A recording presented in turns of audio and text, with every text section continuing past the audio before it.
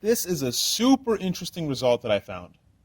So I'm going to be comparing the 2306 2450 kV motor against the 2206 2450 kV motor, the Hyperlight series motors. So I'm going to go through each quad. This one has the 2306 motors with the SpeedX 20 amp ESCs and RROSD board with the Hyperlight F4 board. This one has the SpeedX 20 amp ESCs running the same firmware as these with the Podium 1 F4 flight controller board. Both flight controllers are running the same exact version of Betaflight, and they are both running DShot 600.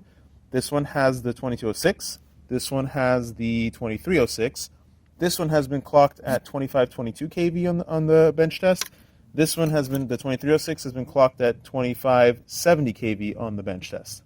The bench test, as you're going to see, shows that the 2306 produces a little bit less thrust than the 2206, and the 2306 draws a little bit fewer amps than the 2206. After flying the two quads, I could definitely feel a difference, but after reviewing the video, I realized that they look the same. So unless you have the most trained eye in the world, you cannot tell the difference between the video.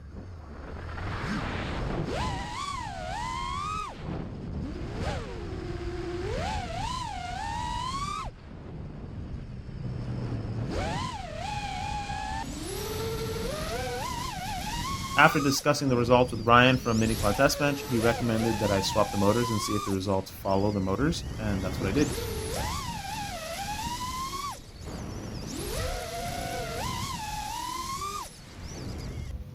So Ryan from Mini Quad Test Bench recommended that I swap the motors on the quads and redo my tests just to see if the results follow the motor. And since I went through the effort of actually doing that, I thought I would take the opportunity to show you guys a real close-up of the motor. So that's the bottom. You can see it's a screw retainer and titanium shaft. It is hollow. I don't know if it's hollow all the way through. I'm pretty sure it is. I think there is a 4mm shaft with 4mm bearings in there.